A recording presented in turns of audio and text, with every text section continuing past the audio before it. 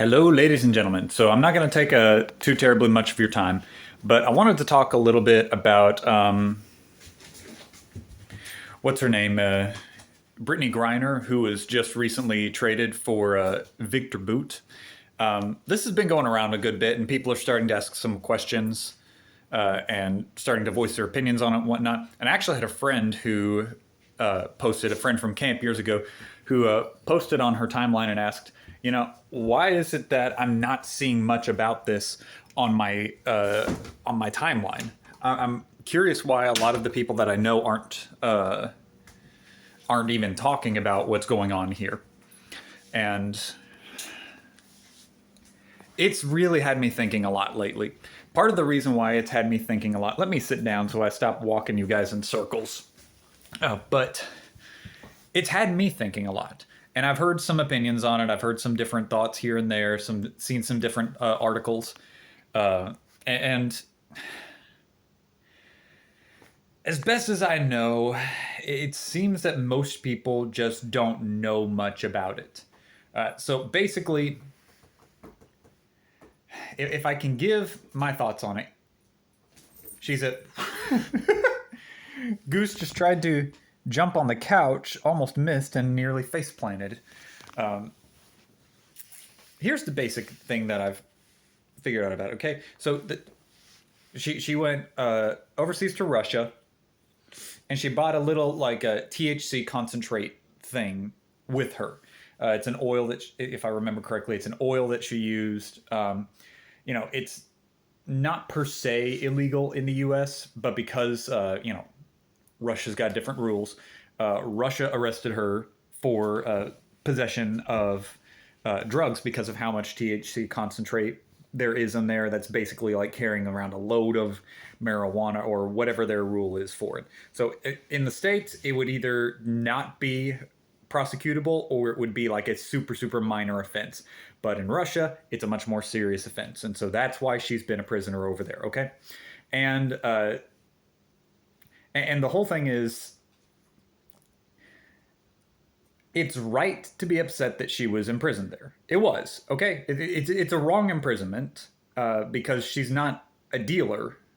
She's not a dealer. And that's, if she was coming with the intent to deal illegal drugs in a country, that's a different story. But I don't see any evidence that she was going to be dealing this THC oil.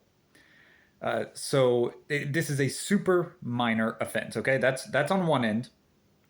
She just got traded in a prisoner swap. So the prisoner swap was for a guy named Victor Bout, who was an arms dealer. He's been imprisoned in the United States for 15 years for conspiracy against Americans and dealing arms with different radical groups here and there across pretty much the world.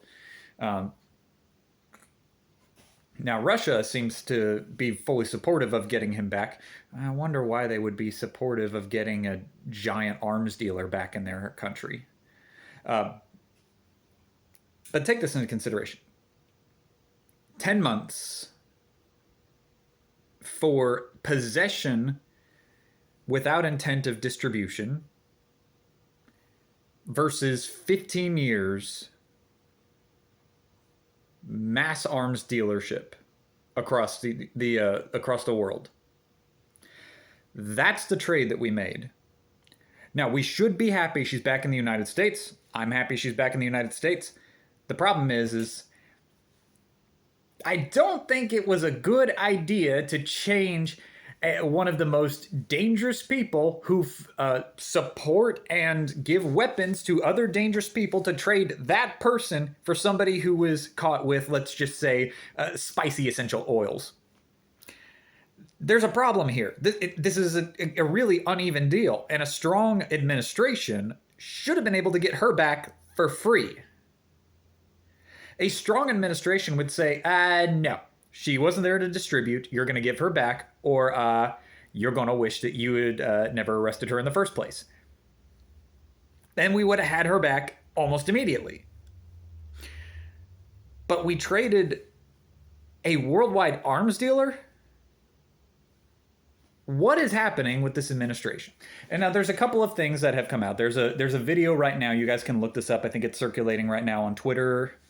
There's a video clip of Russian propaganda. It's a Russian news site, and they're talking about this deal that was made, and they're talking, and first they're super happy about how they're getting Victor Bout back, and then they start to talk about this other Marine guy. Because if you guys know, there's a Marine who was working as a spy over in Russia. He was captured with information, and they were saying it would have made more sense for us to trade Victor Bout for this Marine. The problem is he's got three, and this is what the lady said. He's got three things wrong with him. He's a man, he's straight, and he's white. Those are her three things that she said is wrong with him. They suspect that this trade was made because we in the States value sexual identity over our national security. Honestly, I think that's correct, but just speaking from what they're saying, okay? This is what they are saying. They are saying that this is a lopsided deal, and they got the good end of the stick, okay? They got the good end of the stick, and they are saying, man, these Americans are stupid for trading a basketball player with weed for Victor Bout, who is basically a celebrity to them now. You have that, and you've got something else, okay? I want you to think about this for a minute, because my stuff on, as I think you guys know, I have a podcast, and I'm going to be uploading this as a podcast as well. Think for a minute, what happened when the U.S. pulled out of Afghanistan? What happened when all of the military and the soldiers were pulled out, and the citizens were still in Afghanistan? Was there the kind of vicious freak out and like vitriol that was spread from the same people who were celebrating getting her back? Did you see the same outrage and the same passion to get those people back? Again, this is a perspective. These are some perspective things. Russia thinks it's a bad deal. The same energy was not used in order to get American citizens out of Afghanistan when our soldiers pulled out. And then one more thing, and this is something I heard fairly recently. I heard a political commentator talking about this. This deal throws out any gun, what's that word? Any gun restriction ideology. This deal removes the Biden administration from being able to, what's that word? I've got to get the word, Steven. To take a consistent position on firearms. Because, think about this, okay? You have states like New York that are super restrictive on firearms. You have Canada just above us, who's passed a couple of laws, including a handgun freeze, and now they're debating on banning the sale of a lot of hunting rifles as well, which includes even shotguns and other things along those lines. Can you speak about those things and take strong stances against the sale and use of firearms if you're trading and setting free a worldwide arms dealer for a basketball player? That throws it all out the window. You can't speak out of an area of consistency anymore. You've just said that it's a big deal if there's a gun show loophole, which people have not been able to prove. As a matter of fact, people have been able to prove the opposite when they show up to gun shows, and they are required to get background checks. And by the way, if you are at a gun show and somebody is telling you that you can buy a gun without a background check, it is on you to report them, and shame on you if you don't. Coming from a Second Amendment supporter.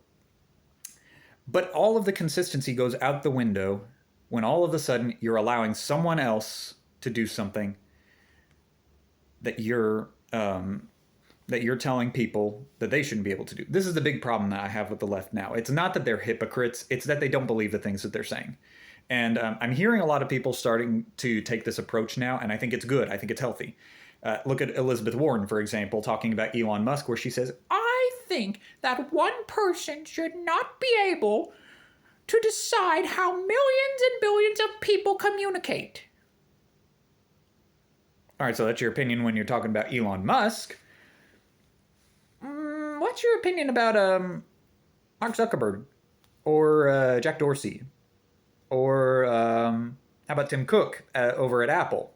Or how about Jeff Bezos at Amazon, who arbitrarily shut down Parler, saying that that's where January 6th stuff was planned, and then we found out later that it was actually planned on Facebook, which means that the shutting down of a social media platform was completely uncalled for. You have those opinions when it's someone who threatens your power, Elon Musk, but you don't have that same opinion over here with all of the people who benefit you. I don't think it's that they're hypocrites. I think it's that they don't believe the things that they're saying. And I think the same thing goes for the gun stuff. If you're going to tell us that law-abiding citizens should not be able to own things like an AR-15 for the purpose of defending our home or for the purpose of sport, if you're going to tell us that we have to have magazine limits, if you're going to enforce all of this stuff on us, but then you turn around and you set free an arms dealer who still has 10 years left to serve in prison, sending them to a country who's at war with an ally that we're funding the war for. Do you see the problem here? Everything when it comes to Russia, they don't believe it. That's why when gas stuff came up, when Joe Biden shut down the Keystone XL pipeline, even though it wasn't producing yet, it was going to produce long term, and that's why prices started to go down, because they were like, oh, we're going to get a lot more supply. We can be more competitive now. As soon as he shut that down, though, well, guess what? Now we don't have that supply anymore. And now we need to get supply, because we're functioning at a higher rate and we need gas. And where's the first person, where's the first place he goes to? Russia. Russia was the first place that he asked to get gas from. Before the Saudis, before drilling on our own land, he'll go over to Russia and beg for oil. While he's limiting fracking, he'll go to Russia. They don't believe these things. That's the problem. They don't believe the things that they expect you to believe. They expect you to be anti-arms dealing while they set somebody else free for a basketball player. They don't care about having a consistent worldview. You care, I care. They don't. They do things that help their power. And I think that Russia sees right through it. And I think that's why they're happy about this trade, because they're realizing that America is really weak right now, and America will cave if they're put under pressure. I'm glad that what do they call her? BG. I'm glad she's back in the States. She needs to be back in the States. This is not the way it should have happened. You should have gone to Russia when it happened and said, no, you are giving this person who was not going to deal any drugs, you are giving them back to us, and we will take care of this in our land. That should have been what happened. We should not have freed a mass criminal. That's all I got for right now. I guess, because I've been saying for a while that I want to, if I bring up a problem, then I need to have either a solution or something that we can actionably do. I would say that the thing that you can actionably do is, before you vote for someone, look at their history. Look to see if they actually believe the things that they say. Because if they do believe them, then if they've done something opposite of that in the past, they'll be able to point to you a time when they believe differently. For example, the Hodge twins, or as they go on YouTube now, the conservative twins, if you look at them, they voted for Obama when he first ran. But they said that when they saw the stuff with Ferguson and when they saw the way that Obama was running the country, they realized they were wrong and switched. They can tell you that moment. People who are dishonest with you will not want you to remember what they said before. They will only want you to know what they're saying right now. Same thing with Elizabeth Warren. She doesn't want you to remember that she begged Twitter to censor people. She won't tell you that she was happy when Donald Trump was canceled across the board and that was a good thing, because that's not important anymore. What's important now is Elon Musk is in power with Twitter, and that's bad for Elizabeth Warren. You don't need to remember what she said before. You just need to remember what she's saying now. Okay? Look to see that consistency. Either they believe something and they act on it consistently, or they can tell you when their mind was changed. And do not trust them if you cannot see either one of those things. And then we can take a look at ourselves and we can say, well, what area am I a little dishonest in? Look, we're all hypocrites about something or another, but there's a difference between being a hypocrite and not believing what you expect other people to believe. Like with the gun stuff or with Elizabeth Warren and Twitter. They don't believe those things. It's not that they're hypocrites, it's that they don't believe it. So let's look at ourselves. Let's pick a topic and flesh it out as absolutely far as we can. An easy one that I like to pick is modesty.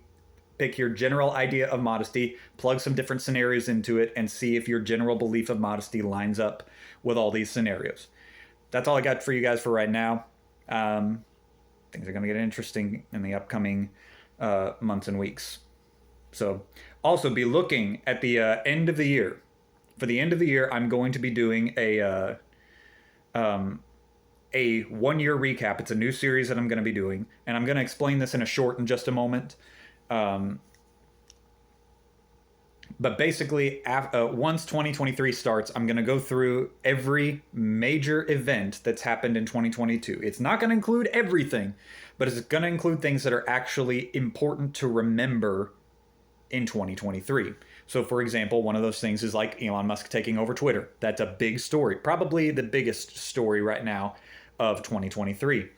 What was another one of the big ones? The Alex Jones cases. You're going to need to remember that because, well, I'll get into that later. But we're going to go through those major events that you need to remember beyond 2022. Most of the stories that you hear within a year, they don't really matter. They're going to disappear. But I want to go through the stories that are going to matter and that you need to remember and that I want to have a record of for years to come. And I'm going to have sources with it, okay? I'm going to have sources with it. Not everything is going to have a source, but things that I believe require a source, I will have a source provided, and I will provide those not only in the video, but also in the description. Okay, that's all I got for now. Bye.